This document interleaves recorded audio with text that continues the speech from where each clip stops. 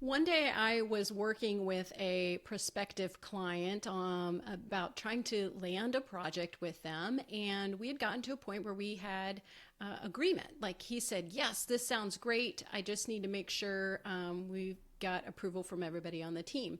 And so we had a little bit more follow up. I had another call that included some of those team members. And then about 8 weeks went by before I heard from them again from my contact saying, I'm sorry, we're going to go with it in a different direction with the project. So basically what happened was I didn't get the big yes. I had a verbal yes, but I didn't have a complete yes. Has this ever happened to you? I'm guessing it has. If you've been in business for a while, you've run into this where you've gotten the verbal yes from a client, or prospect, but it didn't lead to an actual yes, or what I refer to as the big yes. And there's actually 3 parts to the big yes. So I want to just break those down real quick. And before I do that, I want to introduce myself in case you don't know who I am. I'm Lisa Mullis. I'm a brand messaging specialist, and I work with coaches, consultants, and creative professionals to help them win with their words online and in real life. Okay, so these 3 parts to the big yes include what I just mentioned at the start, which is the verbal yes. Then there is the emotional yes. And then there's the logistical yes. So the logistical yes is like, I'm signing the contract and paying you. Okay. So we need all 3 parts for the yes, because you could obviously get to part 1, the verbal yes, but then never get to number 3, which is here's the payment for the project. We're actually good to go, as in the story that I just shared.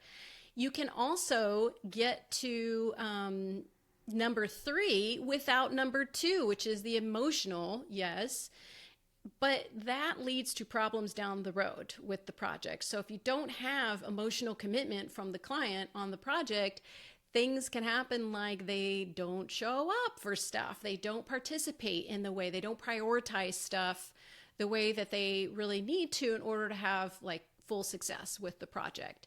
And then obviously you can also get numbers 1 and 2. You can get a verbal and emotional yes, but still not get to the logistical yes, which constitutes the big yes, right? So another way to think about the 3 parts of the yes is to use yes as an acronym. So the Y, think about Y equaling yep. So that's like the verbal yes, right? E for the emotional commitment, and then S for sent the money. So that's the easy way to think about it. And I want you to consider in your upcoming conversations with prospective clients how you're leading into getting these 3 parts of the yes, because there's definitely things you can do to influence getting some of these parts of the yes. You can control things like your positioning, how you're packaging your offers and presenting your offers, and how you're maintaining and growing that trust and the rapport that you have with the prospective client. So those are obviously things within your control. There's certainly things that are outside your control, like budgetary issues or internal dynamics happening with the client that, you have no control over that. But looking at the things that you do have control over, that's where you can have some significant impact on getting to those 3 parts of the yes. So I would love to hear your stories about the yes, getting to the yes, and these 3 parts of the yes. You could put those in the comments wherever you're watching this video.